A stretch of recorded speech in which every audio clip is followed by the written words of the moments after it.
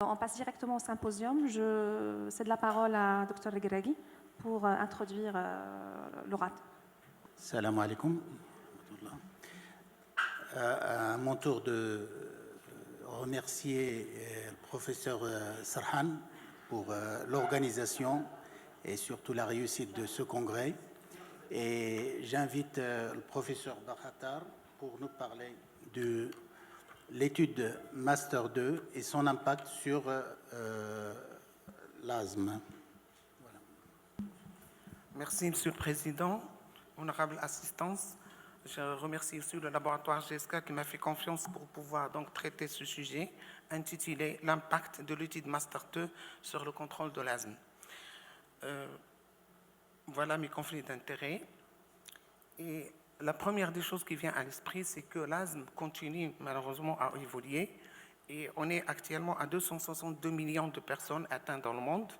Et ça va augmenter de plus en plus pour pouvoir atteindre 300 millions de personnes d'ici l'année 2030.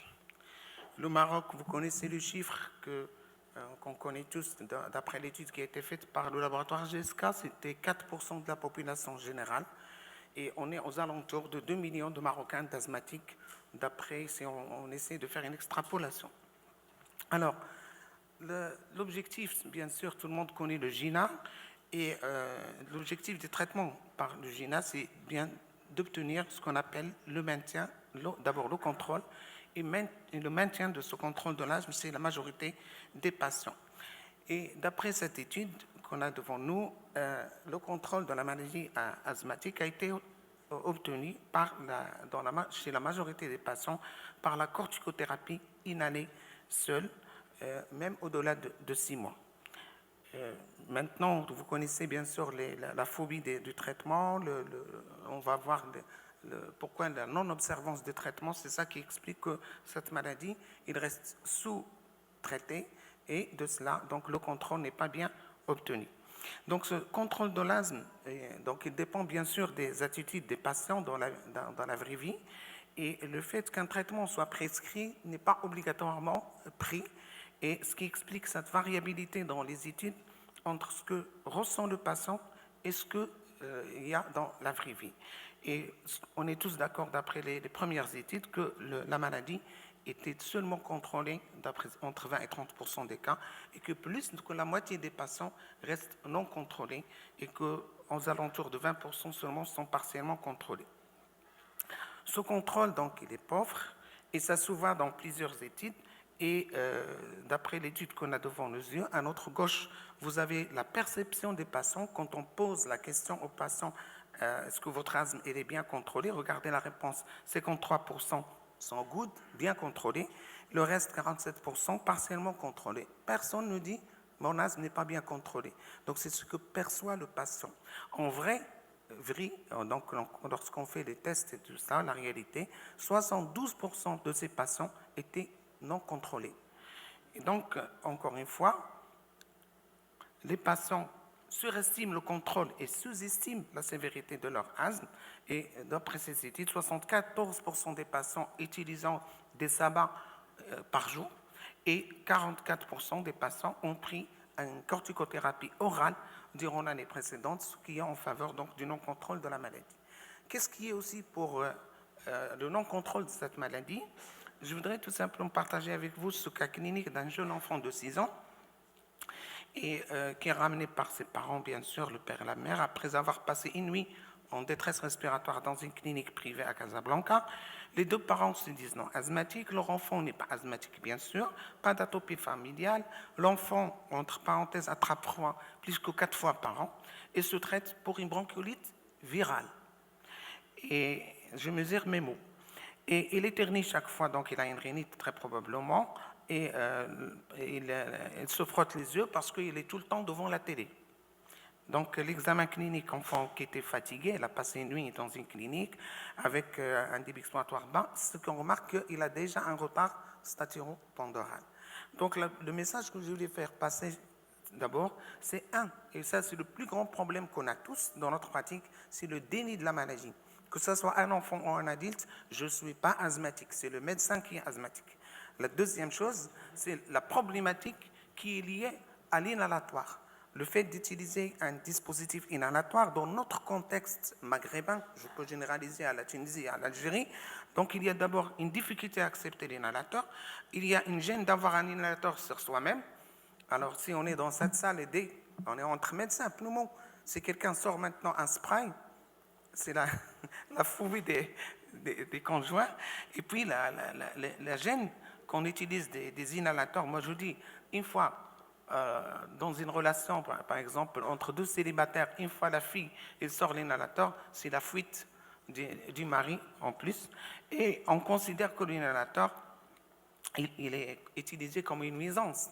C'est-à-dire que c'est lui qui fait que la maladie s'éternise, que la maladie dure.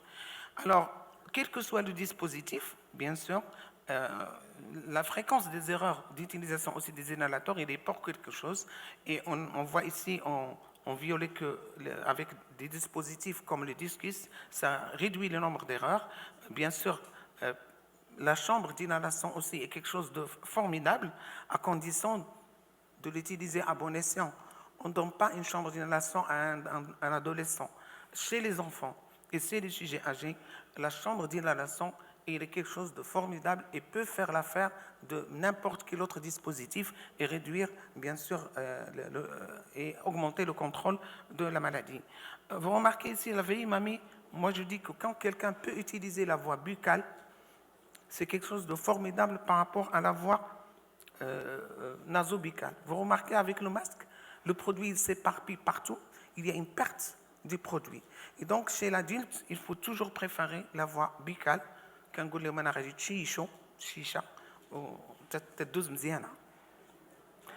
Alors, plusieurs pays ont déjà opté pour l'usage de la corticothérapie inhalée, l'ICS, dans l'asthme léger à modéré. Vous voyez ici plusieurs associations et certains pays comme la Grande-Bretagne, comme l'Espagne, ont déjà préféré cette étude dont on va parler tout à l'heure. Alors, c'est quoi cette étude MASTRE 2 ? L'étude MASTRE 2 pour c'est le Modeling Asthma Treatment Response, vise à quoi? Donc, son objectif, c'est, c'est une approche paramétrique pertinente pour l'évaluation du délai avant les premières exacerbations chez des patients présentant des symptômes d'asthme modérés à sévères. Et donc, l'objectif de cette étude, c'était d'améliorer la compréhension et la gestion de l'asthme modéré à sévère en tenant compte des variations individuelles des patients, ce qui peut conduire à une meilleure prise en charge de ces patients, à une meilleure qualité de vie et une réduction importante des exacerbations. Tout cela en comprenant dans des situations réelles et dans des conditions variées, parce que les études qu'on faisait auparavant, on sélectionnait les malades, on sélectionnait donc tel ou tel patient, etc. Et donc, il ne répondait pas à tous les objectifs. Le patient, parfois, il continue à fumer. Le patient, il continue à augmenter son poids, à avoir d'autres habitudes et qui ne rentrent pas en considération dans les études auparavant. Et sûrement, vous allez attendre de ces études restantes qu'on appelle les modeling studies. Alors, ces modeling studies, ou ces études qui se basent essentiellement sur des calculs mathématiques, en partant des caractéristiques des patients, on peut donner un traitement régulier et pouvoir donc suivre ces patients dans des situations d'essai cliniques réelles, mais tout en économisant en patients et en économisant l'argent. Donc, autrement dit, c'est des estimations qu'on essaie de faire en partant d'un scénario qu'on a déjà établi auparavant. L'exemple type, c'est cette étude en commençant par les patients, 16 000 patients. Donc, on choisit un échantillon 1500 patients. Ils suivent un traitement pour les gens qui ont qui ont un asthme plutôt annuel pour 1 an. Et il y a des gens qui ont des symptômes seulement saisonniers. Ils suivent un traitement de 6 mois. On fait une estimation qu'on appelle l'estimation de Kaplan, je fais cadeau du nom, avec des événements d'exacerbation similés et on résume de façon numérique et graphique par des scénarios de simulation. Et le cas échéant, on essaie de voir sur des cartes de chaleur, on essaie de voir les covariables individuelles sur le risque global d'exacerbation. Alors, qu'est-ce que ça donne comme résultat? D'abord, sur le risque d'exacerbation, chez les patients présentant un score à ce qui variable, donc on remarque que le fait d'utiliser les corticothérapies inhalées réduit le nombre d'exacerbations de façon nette, donc de 13%, versus le fait d'utiliser l'association. Alors, l'association fluticasone-salmeterol réduit de 13% le risque par rapport à l'association bidisonide formoterol en utilisant donc le score ACQ.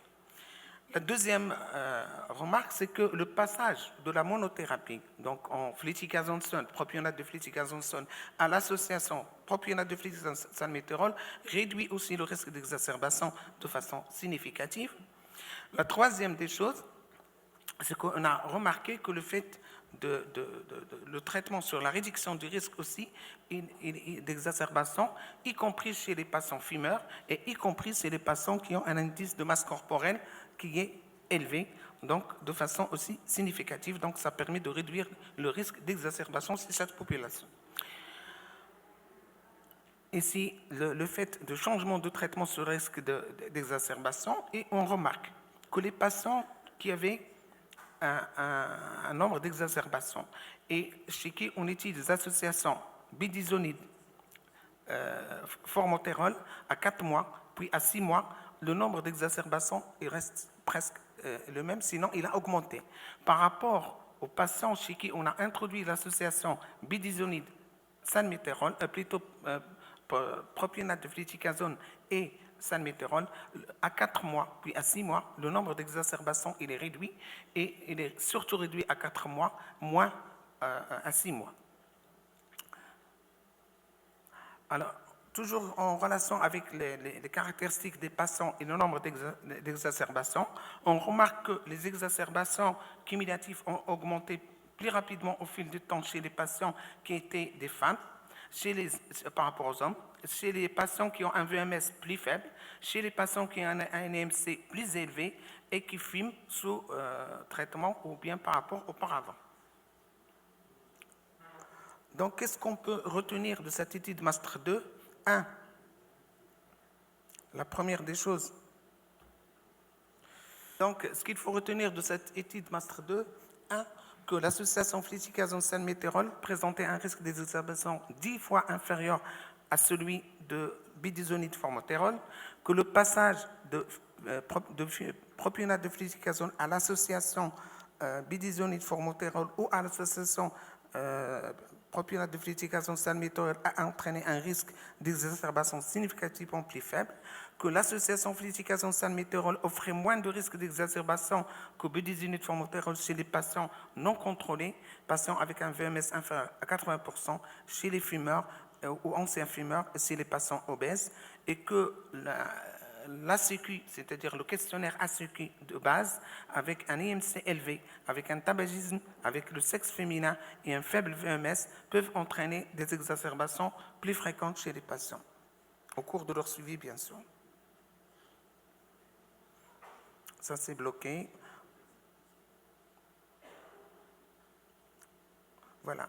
La dernière diapo, c'est qu'un dosage proactif régulier avec une corticothérapie inhalée ou l'association corticothérapie inhalée là-bas est plus susceptible de fournir un meilleur rapport bénéfice-risque pour traiter convenablement l'inflammation. Les schémas posologiques flexibles, ICS là-bas, au besoin, au dosage MART, peuvent ne pas être une approche optimale pour la prise en charge des patients asthmatiques. Et la dernière chose, c'est que dans l'asthme modéré, seule l'association fluticasone-salmeterol en dosage proactif régulier a montré une bronchoprotection avec une faible activité systémique. Et je vous remercie.